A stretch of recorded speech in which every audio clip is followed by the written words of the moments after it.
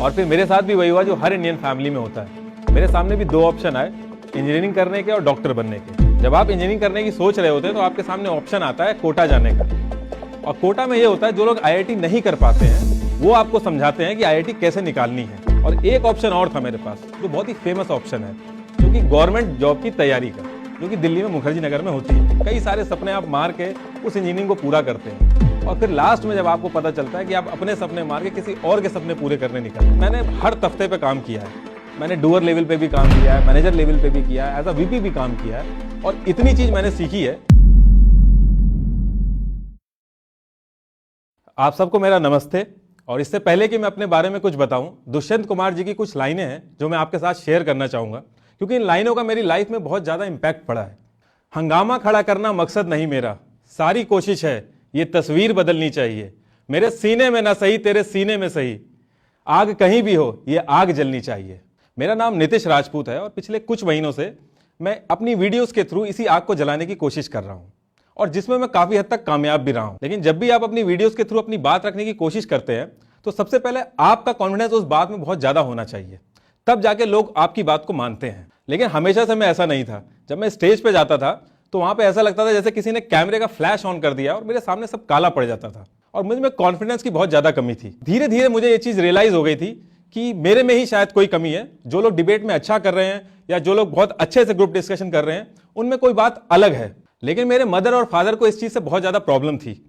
उनके लिए यह चीज बहुत इंपॉर्टेंट थी कि मैं कॉन्फिडेंट रहूं।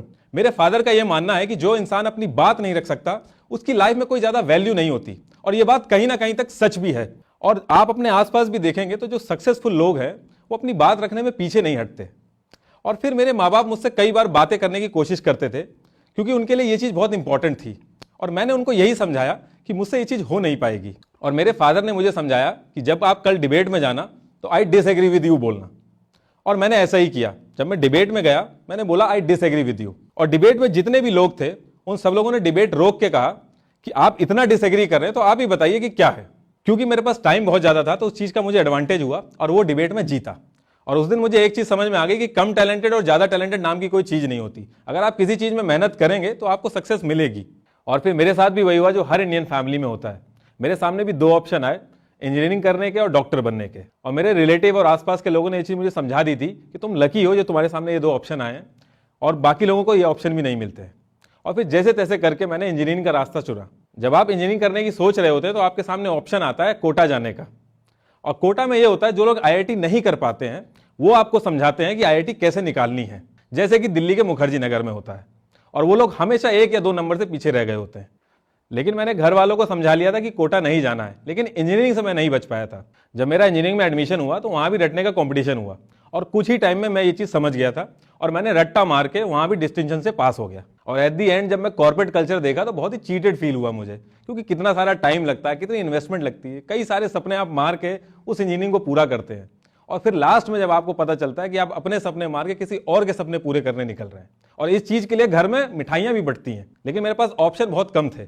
या तो घर जाके मैं अपने डैड का बिजनेस संभालूं, लेकिन आप कितने भी अच्छे हों और कितने भी लाखों रुपए अपने घर के उसमें कमा लें, लेकिन आपको पॉकेट मनी ही मिलती है, तो वो लाइफ मुझे जीनी नहीं थी।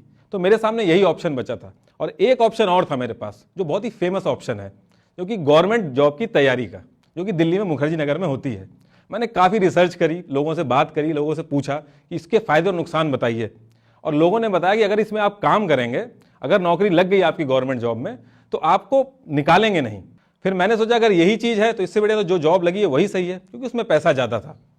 और जो डेडलाइंस होती हैं, टारगेट चेस करते हैं आप, उसका मुझे थोड़ा सा अलग ही मजा आता था। लेकिन कॉर्पोरेट एनवायरनमेंट में भी जब मैं गया तो मैं इतना ज़्यादा खुश नहीं था। बिल्डिंग्स बड़ी बड़ी थी, कांच लगे हुए थे, बहुत ही अच्छा एनवायरनमेंट था। लेकिन अगर आप उसको ध्यान से नोटिस करोगे तो बहुत ही आर्टिफिशियल रहती है हर चीज़। शीशे के ग्लास, बड़ी बड़ी बिल्डिंग, जिस चेयर पे आप बैठे हो वो चेयर भी प्लास्टिक की है, वर्क स्टेशन, जो आपके अगल बगल लोग हैं वो भी सब नकली। आप जिस डेस्क पे बैठे होते हैं वो वर्क स्टेशन हो, वो चेयर हो, जो शूज आपने पहने हैं, जो वॉल्स हैं, हर एक चीज आर्टिफिशियल। फिर कॉर्पोरेट लाइफ में जब पैसा आना चालू हुआ तो मैं भी उसी ट्रैप में फंसा जिसमें बाकी लोग भी फंसते हैं।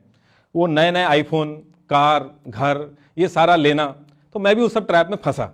लेकिन इस पूरे कॉर्पोरेट उसमें मैंने हर तख्ते पे काम किया है। मैंने डूअर लेवल पे भी काम किया है, मैनेजर लेवल पे भी किया है, एज अ वीपी भी काम किया है। और इतनी चीज मैंने सीखी है कि जब आप इन सब चीज़ों में फंसते हैं तो उस सैलरी के आप मोहताज हो जाते हैं, और जब आप उस सैलरी के मोहताज हो जाते हैं तो आप वो भी करते हैं जो आपको नहीं करना चाहिए। और ये चीज़ मैंने यहाँ से सीखी थी। फिर मेरे साथ एक चीज़ अच्छी हुई कि मैंने एक बुक पढ़ी, द सीक्रेट ऑफ हैप्पीनेस। उसमें यह बताया है कि एक्चुअल में हैप्पीनेस होती क्या है। आप कार खरीदते हो, घर खरीदते हो, अलग अलग चीज़ें खरीदते हो, लेकिन कार और घर खरीदने के लिए बहुत लंबे टाइम तक मेहनत करनी होती है।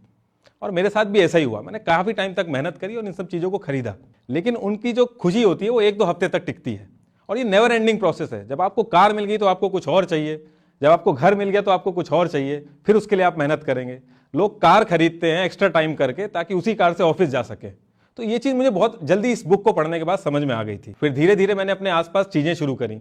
आनंद गोप समिति करके एनजीओ है, उसमें पेस्टिसाइड जो होते हैं फूड के अंदर, उसके अंदर ग्राउंड लेवल पे काम किया और अपने आसपास जितनी भी चीज़ें हैं उनकी भी हेल्प करी, क्योंकि इससे पहले मैं सिर्फ और सिर्फ अपने बारे में सोच रहा था। लेकिन जब मैं ये कर रहा था तो बहुत कम लोगों तक रीच हो रही थी, और उसके बाद मैंने डिसाइड करा कि अगर मैं वीडियोस के थ्रू अपनी बात रखूंगा तो बहुत ज़्यादा लोगों तक इंपैक्टफुल होगा। लेकिन मैं मोटिवेशनल वीडियोस नहीं बनाना चाहता, क्योंकि मैं उससे खुद कभी कुछ नहीं सीख पाया।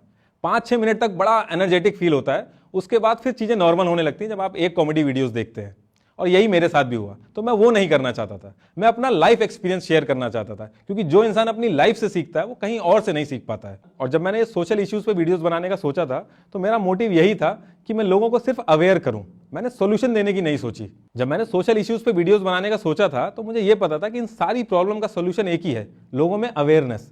लोगों को चीज़ें पता नहीं रहती थी, और मैं खुद एक्सपर्ट बनने की कोशिश नहीं कर रहा था उन वीडियोज़ में, क्योंकि आज मैं एजुकेशन का एक्सपर्ट बन जाऊं, कल मैं फार्म बिल का एक्सपर्ट बन जाऊं।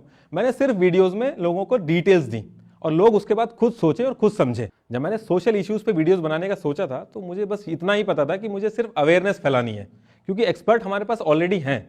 एजुकेशन हो चाहे फार्मिंग हो, हर चीज़ के एक्सपर्ट हमारे पास ऑलरेडी हैं। तो मैंने खुद एक्सपर्ट बनने की कोशिश नहीं की और अपनी राय नहीं दी उस पर। मैंने सिर्फ अवेयरनेस फैलाई ताकि लोगों से प्रेशर बने और जो हमारे एक्सपर्ट हैं उनको काम करने का मौका मिले। अगर आज लोग प्रेशर बनाएंगे तो हम जो चीज़ चाहेंगे वो हो सकेगी। और मैं आज भी किसी गलत चीज़ से डिसएग्री करने से पीछे नहीं हटता हूँ, चाहे वो किसी सिस्टम के खिलाफ हो, चाहे वो किसी समुदाय के खिलाफ हो। और लास्ट में मैं फिर से वही लाइन बोलूंगा कि सारी कोशिश है ये तस्वीर बदलनी चाहिए। Thank you. इस वीडियो के बारे में अपनी राय नीचे कमेंट सेक्शन में हमें बताएं और अपने दोस्तों के साथ ये वीडियो शेयर करना ना भूलें।